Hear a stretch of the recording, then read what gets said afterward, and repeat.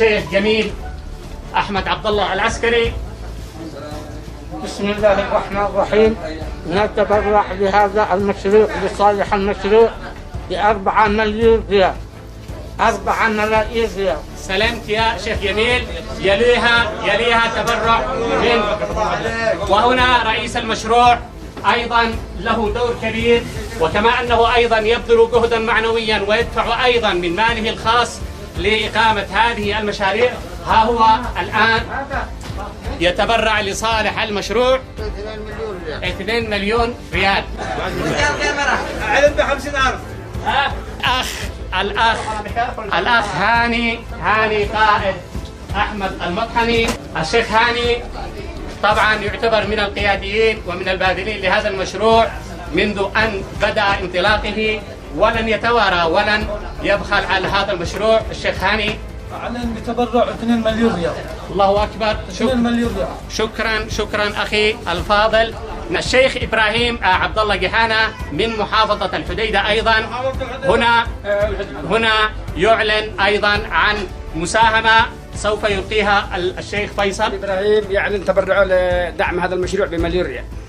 وكذلك عبد علي حمود جحانة عن طريق يعلن بتبرع 300,000. الشيخ زايد العسكري نعلن تبرعنا ب1,200,000 ريال. الله أكبر. شكرا جزيلا. هنا الشيخ أيضا عبد الله فيصل العسكري، وهي حملة آل العسكري أصلا، يقود بهذا التبرع مليون ريال. ب1,000,000 ريال. كتب الله لك الأجر. هنا نقف إجلالا واحتراما للشيخ ناصر محمد سنان المطحني، مؤسس الأول للمشروع والبادل والمتبني لهذا المشروع. هنا لا يقف دائما إلا مع المشروع ومع تنمية وصاب الشاملة. وها هو اليوم في مقدمة المتبرعين، ونترككم للشيخ نصر. حياكم الله أخي وعافاكم. 1,000,000 ريال. ما شاء الله. ما في خلي هنا. أحسن حضور الشيخ نصر. أنا ماشي عشان زحف. شكرا جزيلا. شكرا يا عم ناصر على كرمك. شكرا لك. الشيخ المتواضع، ويبان من جلسته هنا المتواضع الداعم الباذل، هذا صقر حميدة وزعيم شراء الجبل أيضا. فالشيخ سلطان غالب العسكري الذي دائما مع المشروع ومن قيادات المشروع. بسم الله الرحمن الرحيم. لابد ما نكون لنا مساهمة إن شاء الله بهذه الحملة، نصرة أو استجابة لدعوة الأخ جميل العسكري، وسوف نشارك ب2 مليون ريال يمني. وهذا الإشعار التوريد حق التبرع الذي أعلنا به قبل 5 دقائق. وتحياتنا للجميع. هنا أيضا شخصية بارزة تعتبر أيضا من وصاب، عبد الفتاح أحمد علي المطحني، يتشرف الآن بمساهمة. نعلن ب500,000 ريال.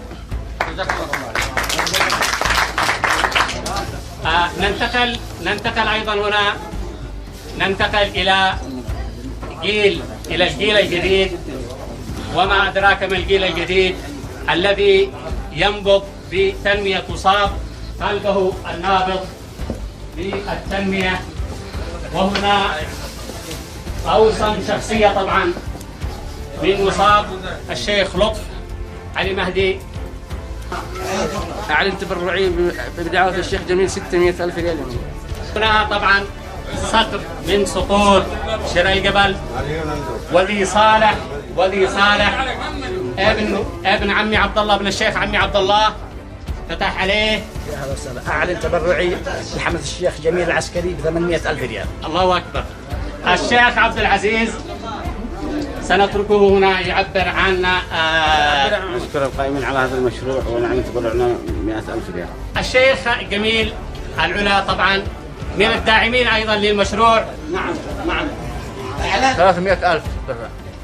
الشيخ محمد عبد الله القرشي من المؤسسين للمشروع وحجر أساس وأحد الأعمدة لهذا المشروع للأمانة.